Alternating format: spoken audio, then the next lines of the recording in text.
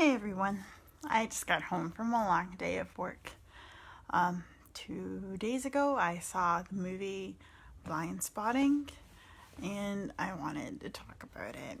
It's pretty intense because right afterwards I had a fight with my partner Cassidy, and so I didn't get a chance to really talk about it. But then also, some things have happened before and after that made me realize that I want to have a conversation, even if it's one-sided or asynchronous. Just the beginning of something where we can kind of talk about you know racial identity, racial labels, and perception, etc.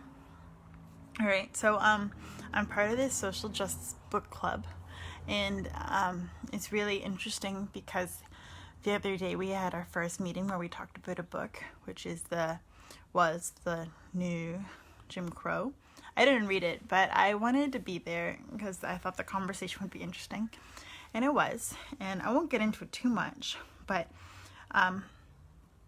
everyone recommended to see Blind Spotting because it's about Oakland and gentrification, which I did. And one of the people there, I forget the context, but they looked me right in the eye and said, "Kat, I perceive you as white." And then, whatever happened before or after that becomes this, haze, I don't remember, probably because I was drinking IPA and eating lots of salsa. But then also because it's I don't think anyone's ever said that to me. I'm not white. Right?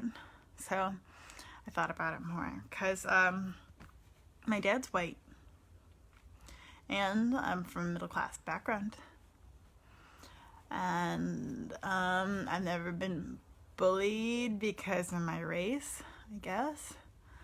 I've had a lot of questions in public facing jobs, I'm working and people are just asking me, "What are you?" And that's pretty awkward. I don't think white people go through that as much, or if ever. I'm not sure. I should really have more conversations with white people about if they get that question. I'm curious, what do they answer? I don't think it happens. And I think it's a dehumanizing question, and I wouldn't recommend you ask a stranger that, even if you're curious, because they are racially ambiguous. I would say that I am racially ambiguous, and I've thought about as to why.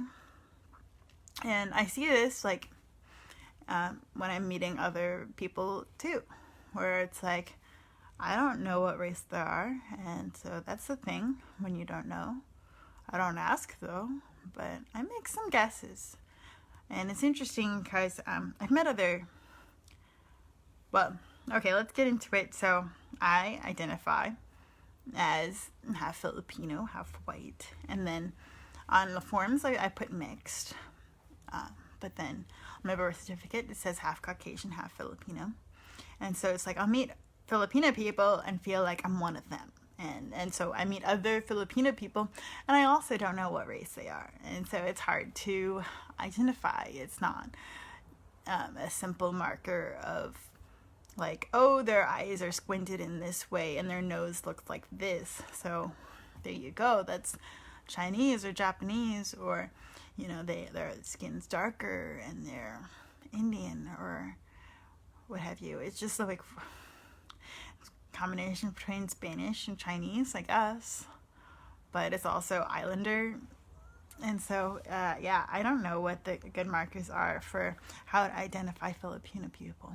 And so that could be one problem, is that little to no representation in the media. I can't name a single famous Filipino actor or actress, and so I don't know what to compare a Filipino person to necessarily. Who do they look like, So that's one big problem. But yeah, and so then the second part is that I'm not just Filipino, I'm also white.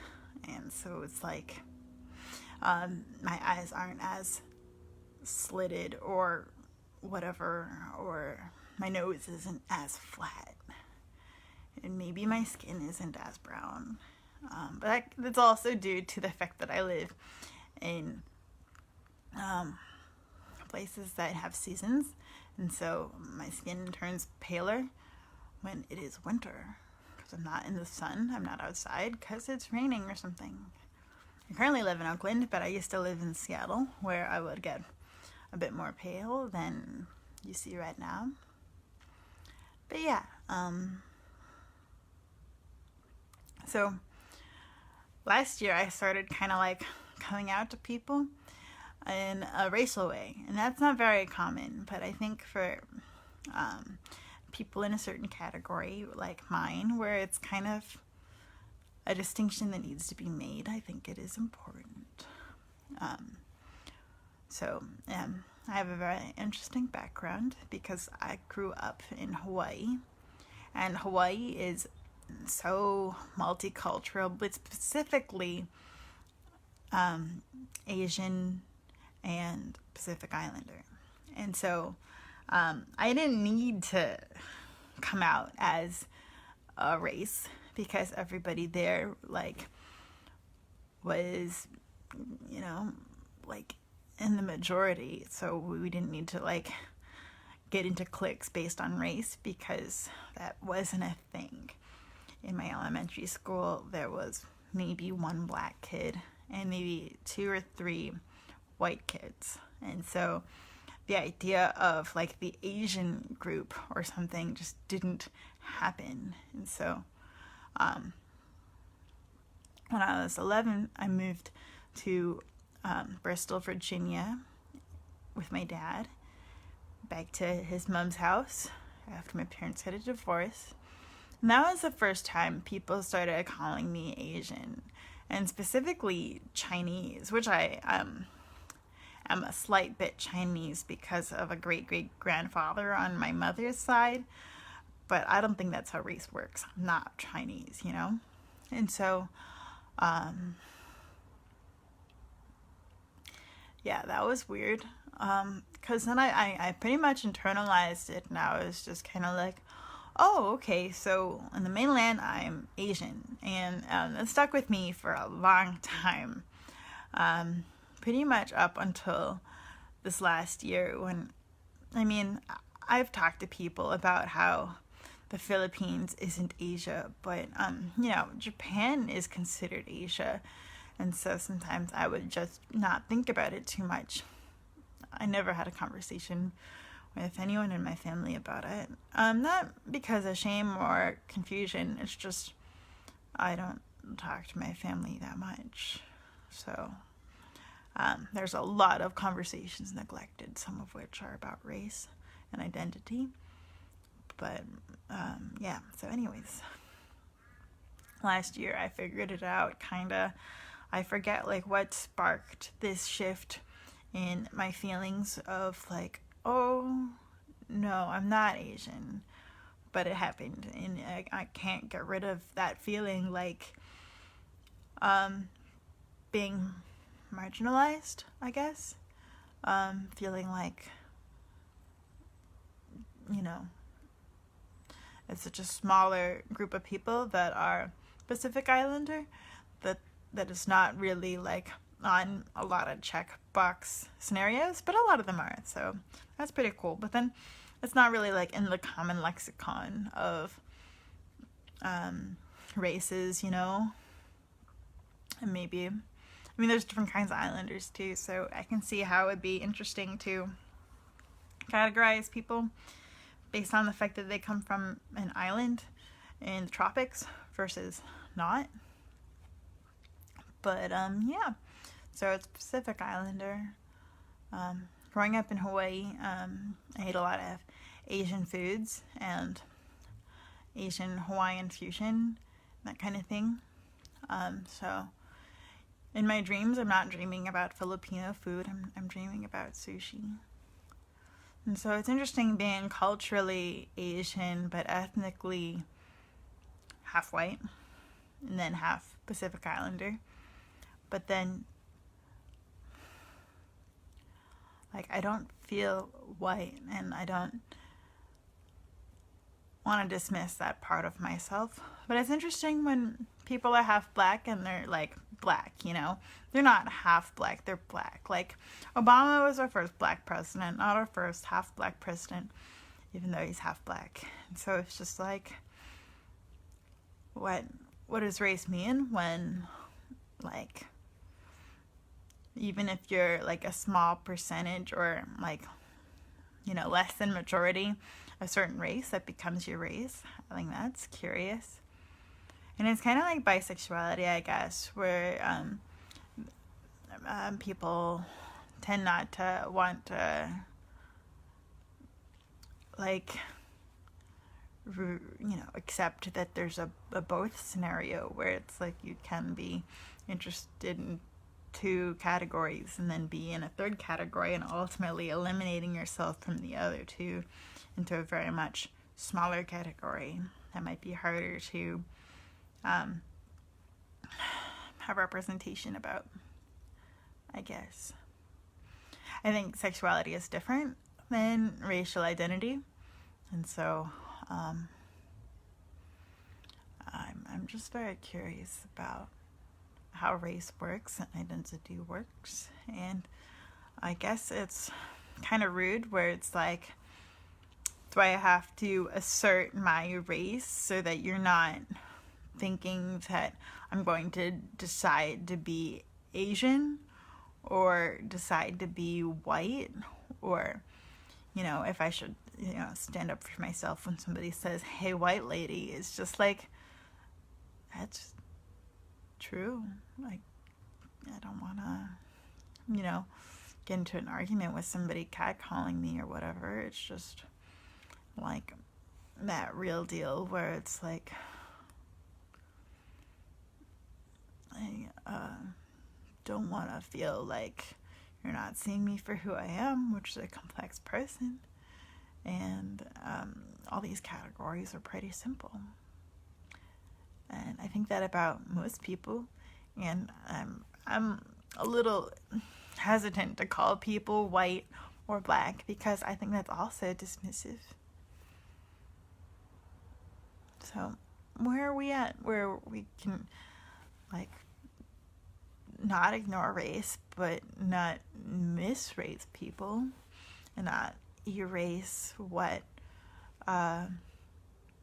belongs to us, which is our past and our present and our feelings of identity and belonging and family and culture. So I'd be curious if y'all want to share any bits of your experiences. And yeah, mostly I wanted to make this video to let everyone know that I might correct you if you're ever in a situation where you feel like it's okay to read me as a certain thing. All right, back to blind spotting. So for those of you who haven't seen the movie, you can just either turn this off or expect some spoilers.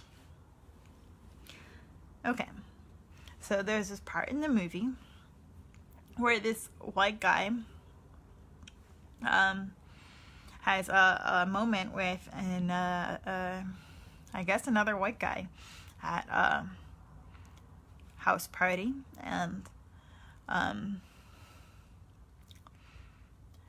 that feeling of belonging to a community, and then somebody just kind of coming in and like asserting their belonging even though they just got there.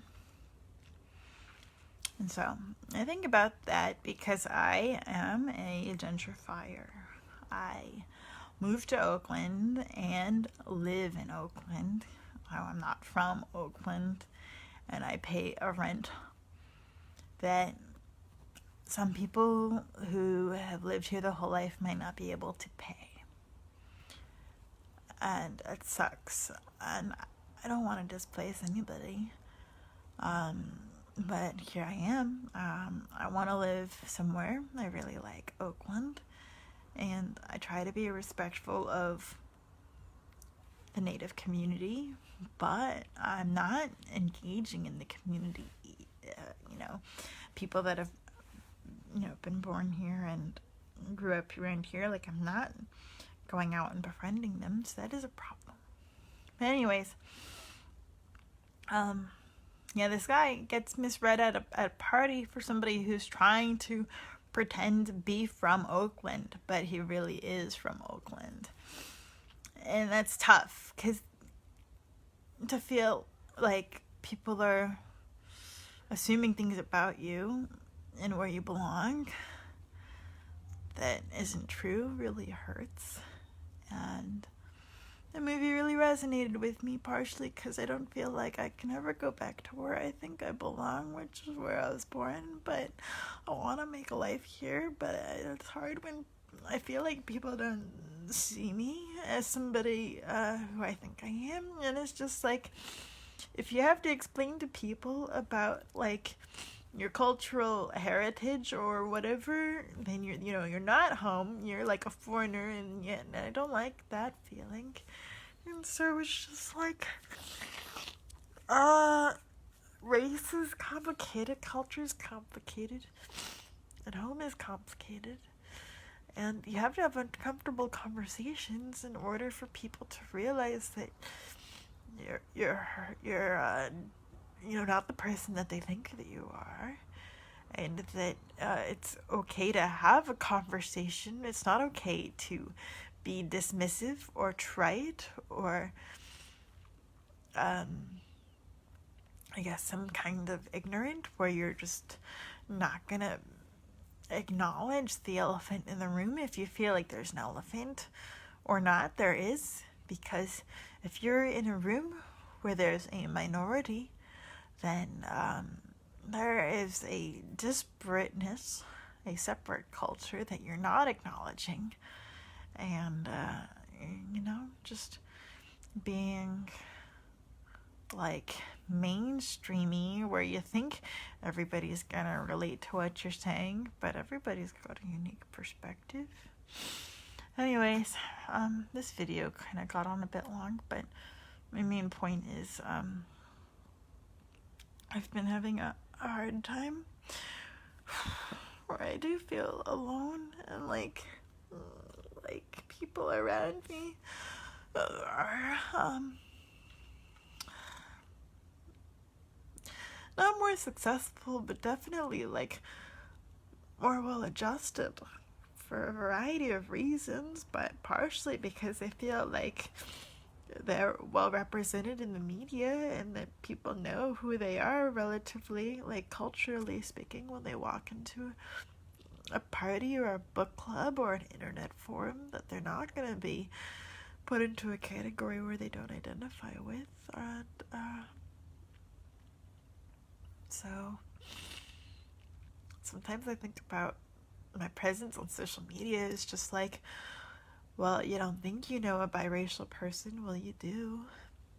And specifically a Pacific Islander biracial person who's half Filipino, half white, and grew up where it was not unusual, but then moved to where it was, and so had kind of like an adjustment period that's still ongoing, where it's like, I am a minority and I have to get used to it and tell people about who I am specifically as I relate to a tiny fragment of the population in which I live.